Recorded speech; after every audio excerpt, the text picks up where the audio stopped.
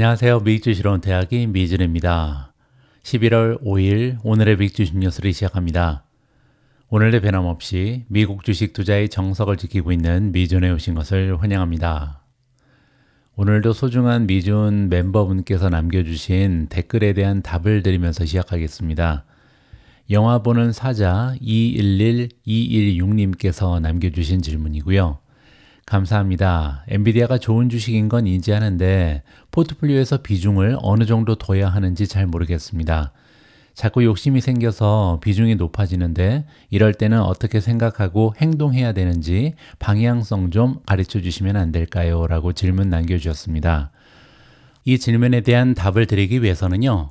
제가 예전에도 한번 언급드린 적이 있는데 주식시장에서 이야기하는 위험, 즉 리스크의 정의에 대해서 다시 한번 설명을 드려야 될 것 같습니다. 우리가 주식 투자할 때 이야기하는 리스크는요, 삶을 살아가면서 얘기하는 위험하고는 약간 다릅니다.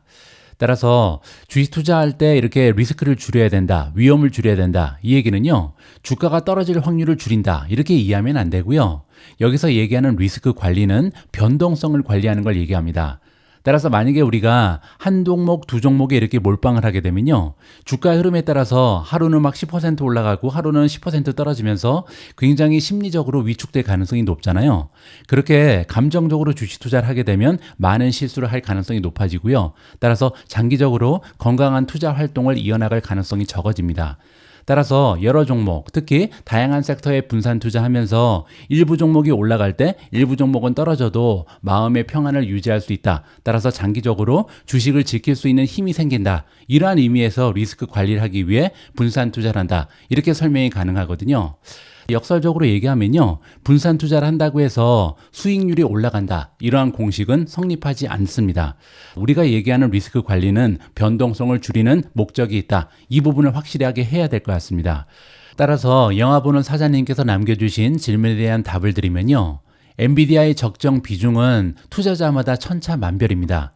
왜냐면 어떤 투자자는요, 포트폴리오에서 만약에 수익률이 갑자기 20%, 30% 떨어져도 견딜 힘이 있습니다. 이런 걸 우리가 투자의 맵집이라 그러죠. 근데 어떤 투자자들은요, 포트폴리오의 수익률이 한 5%만 줄어들어도 안전부저 못하는 이런 분들도 계시거든요. 따라서 영화 보는 사장님이 지금 지니고 계신 맵집에 따라서 엔비디아 비중을 많이 가져갈 수도 있는 거고요. 아니면 나는 맵집이 좀 적다. 그러면 엔비디아 주식의 비중을 줄이면 되겠죠. 따라서 투자자 각자가 감당할 수 있는 이 변동성의 정도에 따라서 한 종목에 투자할 수 있는 비율을 조절하면 되겠다. 이렇게 답변을 드리고 싶습니다. 자, 영화 보는 사장님 좋은 질문 남겨주셔서 감사합니다. 11월 5일 보내드리는 오늘의 빅 주식 뉴스 바로 시작합니다. 오늘도 어제 미국 증시 시황부터 정리하도록 하겠습니다. 가장 먼저 S&P 500 맵을 보시면요. 일단 시장의 폭은 나쁘지 않습니다. 올라간 종목의 수가 떨어진 종목의 수보다는 조금 더 많아 보이거든요. 하지만 문제는 메가테크 기업들은 다 떨어졌습니다. 보시는 것처럼 테슬라, 아마존, 구글, 메타, 애플, 마이크로소프트까지 일제히 다 하락을 해버렸거든요. 따라서 엔비디아를 제외한 대부분의 메가테크 기업들이 떨어졌기 때문에 사실상 3대 지수 모두 마이너스를 보일 수밖에 없는 이런 환경이 조성이 된 거죠. 자, 정리를 해보면요. S&P 500의 마켓폭, 시장 브레스는 조금 올라갔습니다. 어제는 47이었는데 48.7까지 상승을 했죠. 하지만 그럼에도 불구하고 단기적인 추세가 좋은 종목보다는 단기적으로 모멘텀이 약화된 종목이 조금 더 많다. 이렇게 정리가 가능하겠죠. 자, 다음에는 변동성 지수입니다. 빅수 지수인데요. 빅수 지수가 아직까지도 굉장히 높은 수준을 유지하고 있죠. 거의 22까지 올라가 있는데요. 이러한 변동성 수준은 이제 대선이 마무리되고 결과가 확실해지면 조금씩 약화되지 않을까. 이렇게 우리가 기대감을 가져볼 수 있을 것 같고요. 다음에는 Fear and Greed 인덱스를 보도록 하겠습니다. 공포 탐욕 지수를 보시면요. 어제와 마찬가지로 42에 머물러 있습니다. 따라서 중립 아래로 떨어져 있는 거죠. 어느 정도의 공포감은 시장에서 느끼고 있다. 이 점을 파악해 볼 수가 있는 거고요.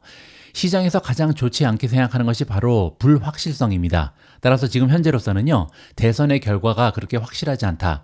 최근에 해리스 부통령이 굉장히 많은 폭으로 따라잡으면서 이제는 더 이상 한쪽이 우세하다 이렇게 좀 결론 짓기가 어려워졌죠. 따라서 대선 결과가 확실하게 나오기 전까지는 시장에서 어느 정도 공포감을 느낄 가능성이 높다. 불확실성이 너무 크다. 이러한 식으로 정리가 가능합니다.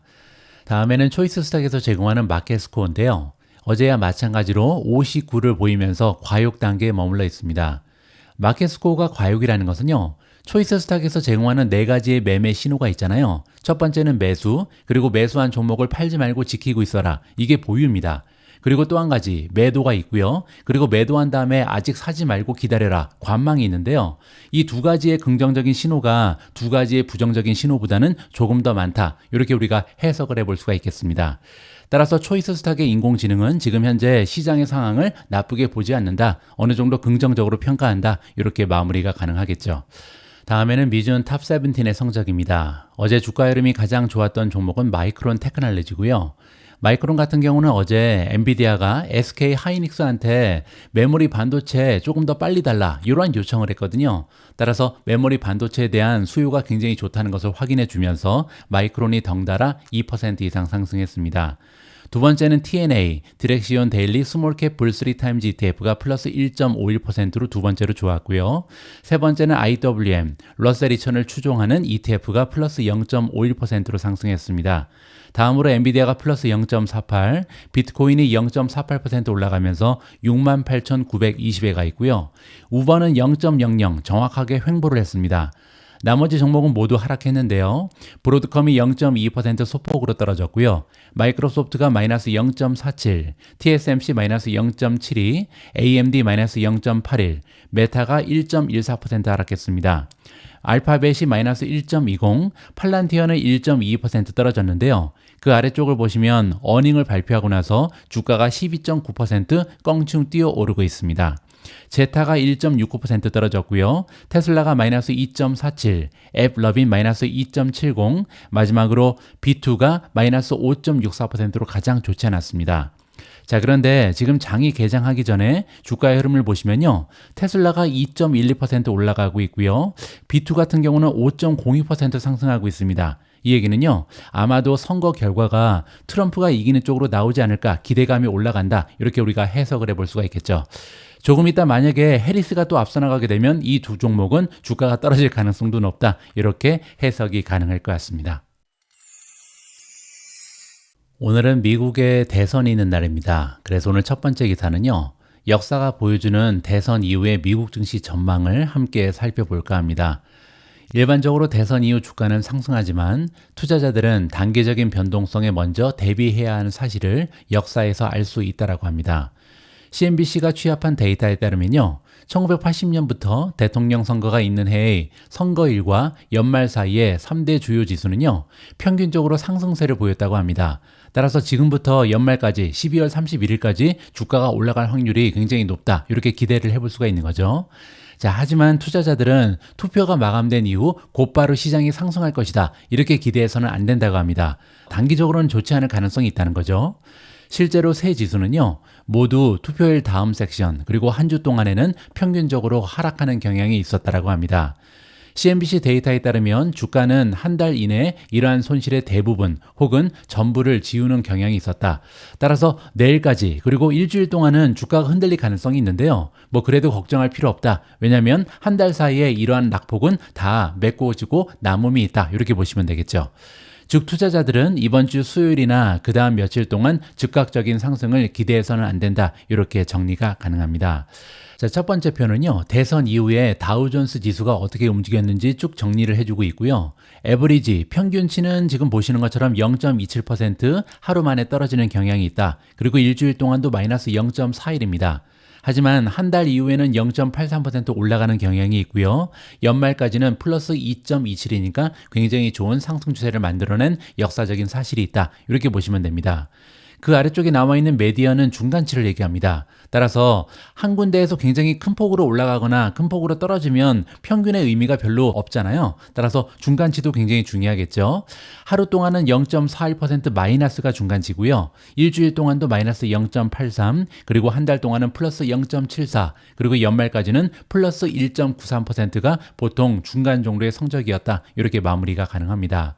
두 번째는 S&P 500입니다. S&P 500 역시도 지금까지 대선이 있었던 해의 평균적인 상승 추세를 보니까요. 하루 동안은 보통 떨어졌죠. 평균적으로는 마이너스 0.3, 중간치도 마이너스 0.66으로 좋지가 않습니다.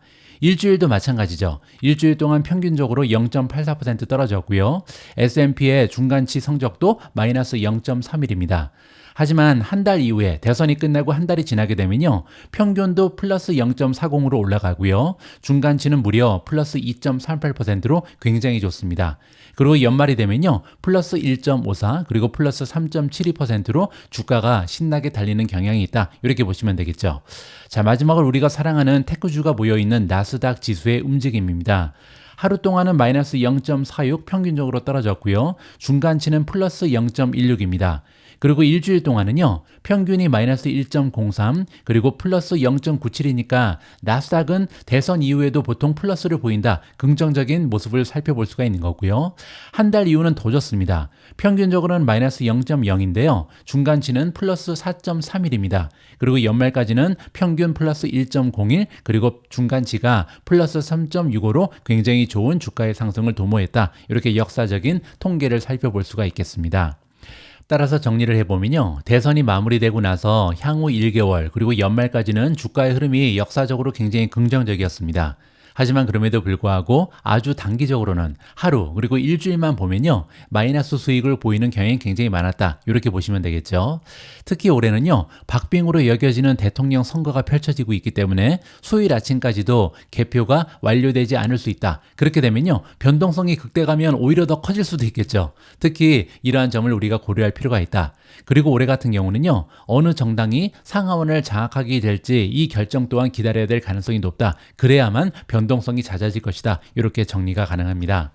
JP모간의 전략연구 담당 전무이사 에이미 호가 나오는데요. 이제 대선이 금융시장의 다음 촉매제로 주목을 받고 있다. 대선의 결과에 따라서 주식시장이 신나게 달릴 수 있다는 거죠. 아니면 신나게 떨어질 수도 있겠죠. 하지만 선거 결과를 인증하는 일정이 대통령 대선의 경우에는 며칠이 걸릴 수 있고요. 하원 경선의 경우에는 몇 주가 걸릴 수도 있기 때문에 결과에 대한 불확실성이 아직 남아있다. 이렇게 경고의 메시지를 남겼습니다. S&P 500의 모멘텀을 잠깐 체크해 보도록 하겠습니다. 26가지 지표 중에 9가지는 매도를 주장하고 있고요. 10가지는 중립, 7가지는 매수 신호가 나오고 있습니다. 밑으로 내려가서 RSI 지수를 보니까 43.16입니다. 따라서 지금 현재 50 이하로 떨어지면서 S&P 500이 약간은 기운이 빠졌다. 이렇게 보시면 되겠죠. 하지만 긍정적인 부분이 있는데요. S&P 500의 1년 주가 차트를 보시면요. 주가의 모습은 나쁘지가 않습니다. 왜냐면 지금 현재 주가가 며칠 동안 떨어지면서 거의 전고점 근처까지 도착을 했거든요.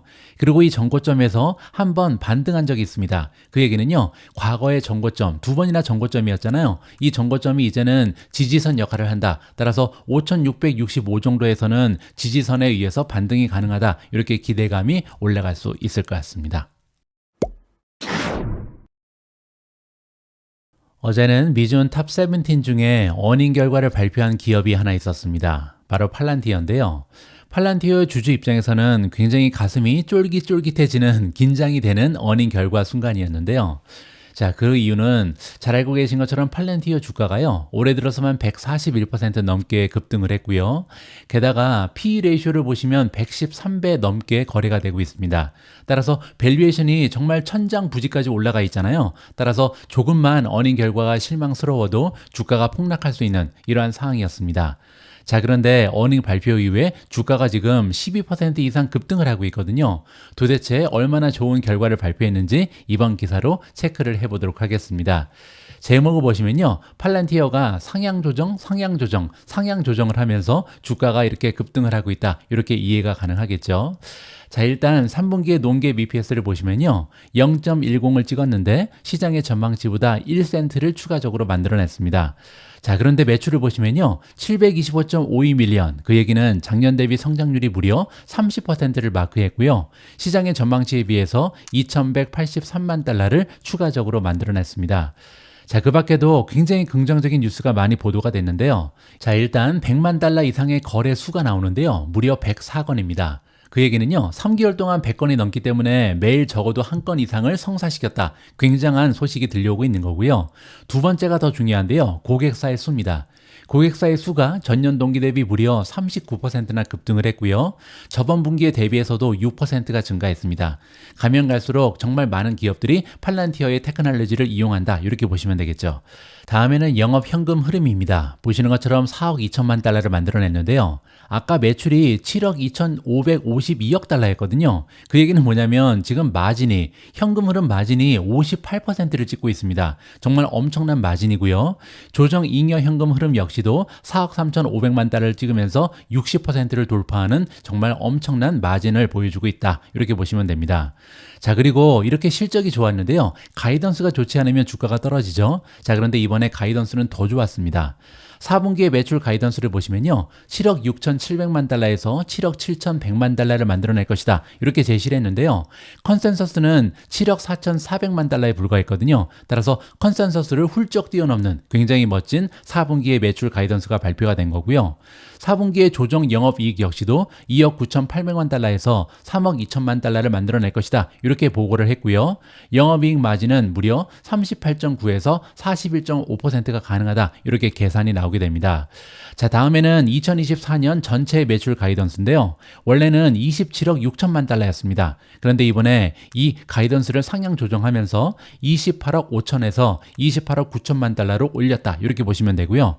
그뿐만이 아닙니다. 2024년 미국의 상업 부분 매출 가이던스 역시도 6억 8,700만 달러 이상으로 상향 조정해서 최소 50%의 성장률을 달성할 것이다. 이렇게 발표가 나왔고요. 2024년 조정 영업이익 가이던스 역시도 10억 5,400만 달러에서 10억 5,800만 달러로 상향 조정했다. 이렇게 보시면 됩니다.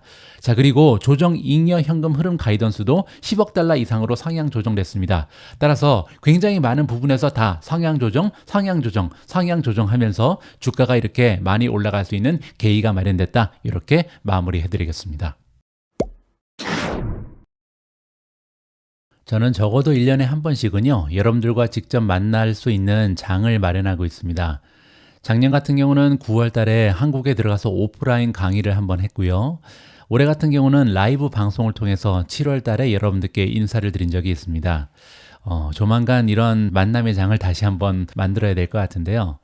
제가 이렇게 여러분들께 강의를 할 때 항상 첫 부분에 등장하는 순서가 있는데요. 바로 미국 주식에 우리가 투자해야 되는 이유를 설명드립니다.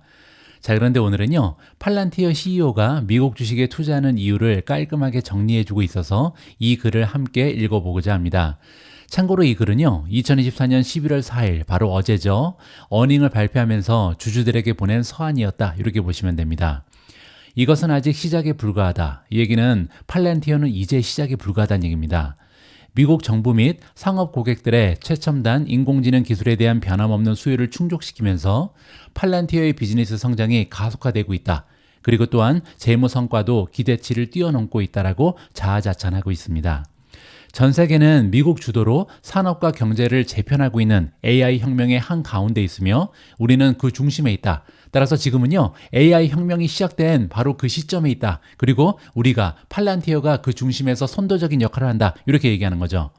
지난 분기 매출은 빠르게 사업을 확장하면서 전년 동기 대비 30%나 증가를 했고요. 자, 그리고 굉장히 중요한 얘기가 나오는데요. 지난 6분기 동안 전년 동기 대비 매출 성장률은요. 2023년 2분기에 13%에서 2024년 3분기 30%로 증가했다. 자, 바로 밑에 그래프가 나오는데요. 2024년 2분기, 2024년 3분기 계속해서 분기별로요. 성장률이 오히려 올라가고 있습니다. 굉장히 신기한 현상이죠. 보통은 기업의 규모가 커지면 커질수록 성장률은 떨어지는 게 보통입니다. 그런데 지금 팔란티어 같은 경우는요, 가면 갈수록 성장률이 가속화되고 있다. 이 부분이 굉장히 멋진 투자의 가치가 될 수 있다. 개인적으로 판단하고 있고요. 지금은 소프트웨어의 세기이며 우리는 전체 시장을 장악하고자 한다. 따라서 지금 인공지능을 활용하기 위해서는 소프트웨어가 절대적이고요. 그 시장을 우리가 독식할 것이다. 이렇게 지금 얘기합니다. 우리 비즈니스의 끊임없는 행진은 기술 인프라에 대한 초기부터 수십 년에 걸친 투자에 힘입어서 이루어졌다. 참고로 팔란티어는요, 만들어진 지 20년이 넘어가는 견실한 기업입니다. 그리고 이제 세상을 재편한 대규모 언어 모델을 대기업에 유용하고 가치 있게 만들고 있다.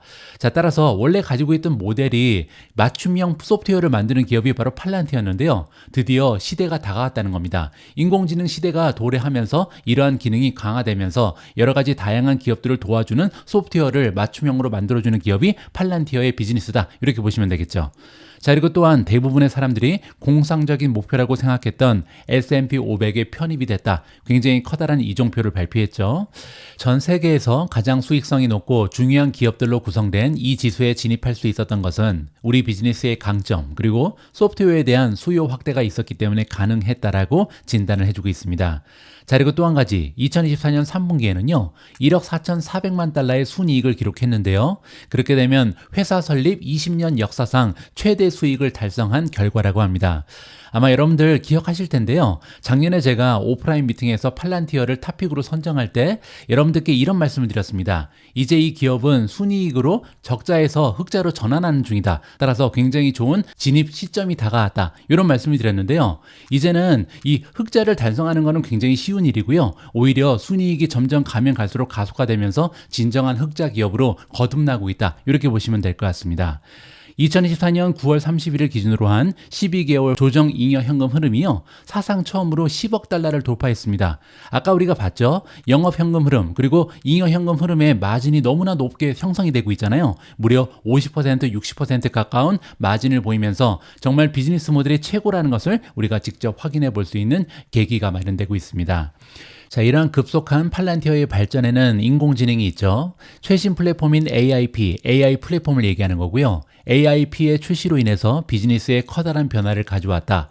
3분기 미국의 상업 및 미국 정부 시장에서 4억 9,900만 달러의 미국 매출을 달성했으며 이는 전년 동기 대비 44%나 증가한 수치다. 아까 전체 매출의 상승세가 30%였잖아요. 따라서 전체적으로 성장률은 30%지만 미국만 띄어서 보면 무려 44%나 성장률이 가속화되고 있다. 이 얘기는요, 지금 AI 혁명이 미국 중심으로 일어나고 있다는 것을 우리가 다시 한번 확인해 볼 수가 있는 거죠. 자, 이번에는요, 팔란티어 매출을 두 개로 띄어서 봅니다. 첫 번째는 미국 정부 비즈니스고요. 두 번째는 상업이죠. 첫 번째 정부 비즈니스를 보면요, 고객들이 AI를 도입함에 따라서 성장세가 급증하고 있다. 국방 및 정보기관을 포함하는 이 시장의 매출은요, 2024년 9월 30일까지 3개월 동안 전년 동기 대비해서는 플러스 40%고요. 전분기 대비해서는 15%나 증가한 3억 2천만 달러를 기록했습니다. 자, 이 부분은요, 굉장한 성장률입니다. 왜냐면요, 미국의 정부기관은 정해져 있잖아요. 따라서 마켓이 이렇게 크지가 않죠. 그렇게 정해져 있는 제한된 마켓에서 성장률이 무려 40%가 나온다는 것은 정말 믿기 어려운 성장률이다. 개인적으로 판단합니다. 자, 그리고 또한 같은 기간 동안 미국의 상업시장의 매출은요, 전년 동기 대비 54%나 성장을 했고요. 전 분기 대비해서는 13% 증가한 1억 7,900만 달러를 기록하고 있습니다. 특히 미국의 기관들이 팔란티어의 플랫폼과 인공지능 기능을 보다 광범위하게 채택하는 속도가 성장의 원동력이었고 앞으로도 그럴 것이라고 믿는다. 따라서 팔란티어의 성장은요, 미국의 기업들, 미국의 기관들이 주도하고 있다. 이렇게 얘기하는 거죠. 미국이 다시 한번 앞서 나가는 동안 유럽의 동맹국과 파트너들은 뒤처지고 있다. 미국 기업들의 끊임없는 혁신이 글로벌 산업을 파괴하고 재편하는 동안 유럽의 민간 그리고 정부 기관은요, 경제 역사에서 가장 중요한 순간을 방관하고 있다라고 비판하고 있습니다. 유럽은 AI 기회와 도전에 적응하지 않으면 파멸의 위험에 처할 수 있다. 따라서 지금 만약에 AI, 이 인공지능 혁명에 뒤처지게 되면요, 미래는 없다. 이렇게 얘기하는 거죠. 미국 기업들의 위험 감수 및 혁신에 대한 헌신은 세계에서 타의 추종을 불허한다. 우리는 미국의 AI를 받아들임으로써 얻을 수 있는 보상은 경제적인 번영뿐만 아니라 인간 해방이라는 측면에서도 엄청날 것으로 믿고 있다. 따라서 이 글을 읽는 투자자들은요, 미국 주식에 꼭 투자해라. 그 중에서도 팔란티어 주식을 꼭 사야 된다. 이렇게 지금 강력하게 추천하고 있습니다. 바로 앞에서 알렉스 카프는요, 이제 인공지능 시대가 본격화되고 있고 이러한 인공지능 혁명의 중심에는 미국 기업들이 있다. 이렇게 얘기하고 있습니다. 자, 그런데 마침 인베스팅닷컴에 올라온 기사 중에 반드시 매수해야 할 AI 반도체 6종목을 추천하는 기사가 있어서요. 어떠한 종목들이 추천되고 있는지 함께 살펴보면 좋을 것 같습니다. 미조의 애널리스트 조던 클라인이 나오는데요. 이 전문가에 따르면 인공지능 및 메모리 시장의 강력한 수요에 힘입어서 지속적으로 성장할 수 있는 필수 반도체 주식 6개를 추천한다. 이렇게 얘기합니다. 조던 클라인은요, 고객한테 보낸 메모에서 엔비디아, 마이크론, 웨스턴 디지털, 온투 이노베이션, 델 컴퓨터, 그리고 마지막으로 TSMC 이렇게 6종목을 강추한다. 이렇게 보시면 되고요. 가장 먼저 엔비디아에 대한 의견을 들어보고자 합니다. 클라인에 따르면요, 엔비디아가 다우존스 산업평균 지수에 추가됐고 GPU 수요가 급등하면서 주가가 더욱 강세를 보이고 있다. 이렇게 언급을 했고요. 엔비디아는 여전히 기술 분야에서 반드시 매수해야 할 종목이다. 이렇게 평가했습니다. 따라서 두 가지 이유가 있는 거죠. 단기적으로 봤을 때는 다우존스 산업평균 지수에 추가되면서 분위기가 굉장히 좋아졌고요. 또 하나는 GPU 수요는 영원할 것이다. 이렇게 얘기하는 거죠. 게다가 최근에 엔비디아는요, SK 하이닉스한테 HBM4, 이거는요, 차세대 HBM이라고 보시면 됩니다. 하이 밴드위스 메모리 반도체, 우리가 보통 고대역 메모리 반도체라고 부르는 거죠. 자, 그런데 이 생산을요, 6개월 정도 앞당겨서 2025년 후반으로 일정을 앞당겨 달라고 요청을 했다고 합니다. 그리고 이러한 요청은요, 고급 메모리 아키텍처를 필요로 하는 AI 기반 GPU에 대한 엔비디아의 강력한 전망을 시사한다. 따라서 지금 굉장히 수요가 넘쳐나기 때문에 빨리빨리 만들어줘. 이렇게 요청을 한 거죠. 따라서 엔비디아는 지금 매수해도 늦지 않는다. 앞으로도 계속해서 주가가 달릴 가능성이 높다. 이렇게 평가가 나오고 있습니다. 다음에는 마이크론 테크놀로지 그리고 웨스턴 디지털 두 종목이 동시에 나오고 있는데요. 최근에 두 종목은 조정을 받았습니다. 하지만 그럼에도 불구하고 클라인에 따르면요, 메모리 주식 마이크론과 웨스턴 디지털에 대해 강세 전망을 유지한다라고 합니다. 클라인은요, 시장이 지금 삼성의 HBM3E 진전을 기대하고 있다. 따라서 아직까지는 삼성이 엔비디아한테 납품을 못하고 있는데요. 조만간 이 테스트가 긍정적으로 평가되면 드디어 납품이 시작될 것이다. 이것 때문에 지금 마이크론의 주가가 많이 떨어진 거죠. 하지만 그럼에도 불구하고 마이크론의 전망에 커다란 영향을 미치지는 않을 것이다. 그만큼 지금 수요가 넘쳐나기 때문에 삼성이 조인한다고 해도 마이크론의 비즈니스가 줄어들진 않을 것이다. 이러한 평가라고 보시면 됩니다. 자, 그에 따르면요, 그래서 약세일 때 마이크론 테크놀로지를 매수해라. 이렇게 권장을 하고 있고요. 마이크론이 HBM 생산을 늘리고 엔비디아 주문에서 더 큰 점유율을 확보할 것으로 기대한다라고 설명을 해주고 있습니다. 다음에는 온투 이노베이션이라는 반도체 기업인데요. 클라인에 따르면 이 소형 반도체 장비 공급 업체는 AI 반도체 자본 지출의 직접적인 수혜자라고 합니다. 온투는요, 최근 실적 발표 이후에 주가가 하락한 적이 있는데요. SK 하이닉스의 HBM 생산을 위한 장비를 공급하는 역할을 하고 있다. 따라서 매수 기회로 봐야 된다. 이렇게 주장합니다. 클라인에 따르면요, 엔비디아가 2025년에 더 많은 HBM 용량을 요구하면서 검사 및 계측 장비 판매를 촉진함에 따라 온투가 수혜를 입을 수 있다. 따라서 이 종목이 클라인이 가장 좋아하는 장기 투자 종목으로 평가받는다고 합니다. 한 번쯤 공부를 해볼 만하겠죠. 다음에는 델 테크놀로지인데요. 델 테크놀로지도 미주의 최우선 장기 투자 종목 중에 하나라고 합니다. 클라인은요, 델이 AI 서버 시장에서 시장 점유율을 확보할 가능성이 높다라고 평가를 하고 있고요. 특히 엔비디아가 델의 경쟁사인 슈퍼 마이크로 컴퓨터의 주문 이행을 지원하는 과정에서 강점을 발휘할 것으로 보인다. 지금 현재 슈퍼 마이크로가 굉장히 깊숙한 나락으로 떨어져 버렸잖아요. 따라서 슈퍼 마이크로가 이렇게 힘을 못 쓸 때 델 테크놀로지가 치고 올라갈 가능성이 높다. 이렇게 지금 이야기를 하는 거죠. 그는 델의 액체 냉각 기술과 재무 건전성이 시장 점유율을 확보하는 데 도움이 될 것이라고 설명을 하면서 델에 대해서 아웃퍼폼 등급을 유지했다라고 합니다. 다음에는 TSMC입니다. TSMC는 2025년을 목표로 클라인이 반도체 및 전체 기술 분야에서 최고 장기 투자 아이디어로 선정한 종목 중에 하나다. 따라서 앞으로 한 1년 정도를 바라보게 되면요, TSMC가 전체 테크주 중에 가장 좋은 주식 중에 하나다. 이렇게 강추를 하고 있는 거죠. 클라인에 따르면요, TSMC가 시장 점유율 그리고 가격 결정력에서 강점을 지닌다. 이렇게 평가를 하고 있고요. 특히 삼성의 파운드리 축소가 TSMC의 시장 지위를 더욱 강화할 가능성이 높다. 이렇게 예상을 하면서 TSMC의 매수 의견을 유지하고 있다라고 마무리가 가능합니다. 자, 이번에는요, 미주에서 추천하고 있는 AI 반도체 6종목의 펀더멘탈을 잠깐 비교 분석해 보도록 하겠습니다. 일단 시장에서 주는 레이팅을 좀 보도록 하죠. 월가의 애널리스트들이 주는 점수에 따르면요, 지금 현재 4종목이 강력 매수를 받고 있는데요. 첫 번째는 엔비디아, 두 번째는 마이크론 테크놀로지, 세 번째는 온투, 마지막으로 TSMC가 강력 매수를 받고 있습니다. 두 번째로 시킹 알파에 연계되어 있는 애널리스트들은요, 한 종목도 강력 매수는 없고요. 지금 현재 온투 혼자서 홀드를 받고 있다. 이 부분은 부정적이죠. 자, 마지막으로 퀀투 스코어를 보도록 하겠습니다. 퀀투 스코어 같은 경우는 두 종목이 강력 매수인데요. 첫 번째는 델 테크놀로지, 두 번째는 TSMC가 강력 매수의 퀀투 점수를 받는다. 이렇게 보시면 됩니다. 자, 밑으로 내려가서 이러한 퀀투 스코어가 나온 팩터 그레이드를 확인하면 좋을 것 같은데요. 지금 현재 두 종목이 강력 매수였잖아요. 델 컴퓨터 그리고 TSMC인데요. 이 두 종목의 강점은요, 제가 볼 때 밸류에이션에 있는 것 같습니다. 델 테크놀로지도 그렇고 TSMC 역시 C를 받고 있잖아요. 따라서 지금 현재 밸류에이션이 비싸지 않다. 이러한 평가를 받으면서 전반적으로 굉장히 좋은 평점을 받았다. 이렇게 이해가 가능합니다. 자, 그리고 나머지 종목을 보시면요, 지금 현재 밸류에이션이 A를 받는 종목이 하나 있습니다. 바로 마이크론 테크놀로지인데요.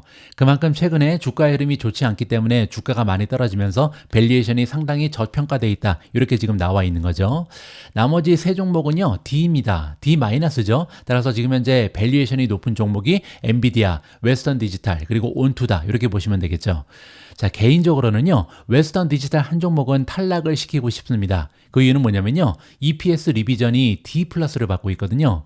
EPS 리비전이 D 플러스라는 것은요, 가면 갈수록 EPS에 대한 전망치가 하향 조정되고 있다는 겁니다. 따라서 단기간 동안 주가가 좀 추가적으로 떨어질 수 있는 가능성이 굉장히 높다. 개인적으로 판단을 하고 있습니다.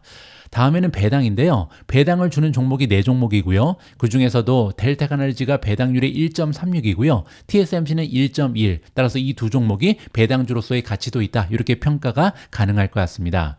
다음은 밸류에이션인데요. 일단 PE 레이쇼를 포워드로 보시면 두 종목이 굉장히 낮죠. 마이크론 테크놀로지가 12배고요. 그리고 웨스턴 디지털은 11배밖에 되지 않습니다. 하지만 성장률을 대입을 해야겠죠. 따라서 PEG를 포워드로 보시면요, 엔비디아가 1.34로 굉장히 낮은 수준을 유지하고 있고요. 마이크론 테크놀로지는 무려 0.2입니다. 따라서 성장률을 대입했을 때 P 레이쇼가 굉장히 낮다는 것을 확인해 볼 수가 있는 거고요. 반면 WDC, 웨스턴 디지털은요, NM입니다. 이 얘기는 뭐냐면 P 레이쇼가 11배지만 성장률이 마이너스라는 거죠. 여기서 얘기하는 성장률은 어닝의 성장률인데요. 매출의 성장률은 플러스지만 어닝의 성장률이 마이너스이기 때문에 PEG가 계산될 수 없다. 이렇게 보시면 됩니다. 온투 같은 경우도 1.12 나쁘지 않고요. 델 테크놀로지 1.37 괜찮습니다. 마지막으로 TSMC 같은 경우는요, PEG가 1.0 밑으로 떨어져 있기 때문에 성장률 대비해서 아직까지도 굉장히 저렴한 주식이다. 이렇게 평가가 가능할 것 같습니다. 자, 다음에는 매출의 성장 추세를 살펴보도록 하겠습니다. 향후 1년 동안의 성장 추세를 보시면요, 엔비디아의 매출은 무려 87% 이상 추가적으로 성장한다. 이러한 예측이 나오고 있고요. 마이크론 테크놀로지는 플러스 43.7%입니다. 따라서 엔비디아에 비해서는 낮은 수치긴 하지만 43.7%도 엄청난 성장 추세다. 이렇게 인정을 해줘야겠죠. 그 밖에 웨스턴 디지털은 플러스 15.19%, 온투는 플러스 4.59, 델 테크놀로지는 1% 성장할 것으로 예상이 되고요. TSMC는 15% 가까운 성장 추세를 우리가 기대해 볼 수가 있을 것 같습니다.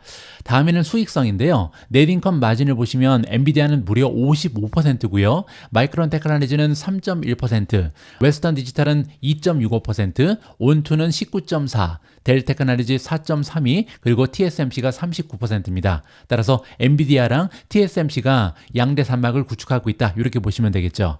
자, 지금까지의 주가 흐름을 보도록 하겠습니다. 과거 6개월간의 주가 흐름을 보시면요, 마이크론 테크놀로지는 마이너스 11.3%고요. 온투도 마이너스 13.8%, 그리고 웨스턴 디지털이 8% 정도 빠졌습니다. 따라서 지금까지 세 종목은 마이너스를 보이면서 주가 흐름이 굉장히 좋지가 않았다. 이렇게 보시면 되고요. 반면 엔비디아 같은 경우는 53%, TSMC는 35% 급등하면서 굉장히 많이 주가가 올라간 상황이다.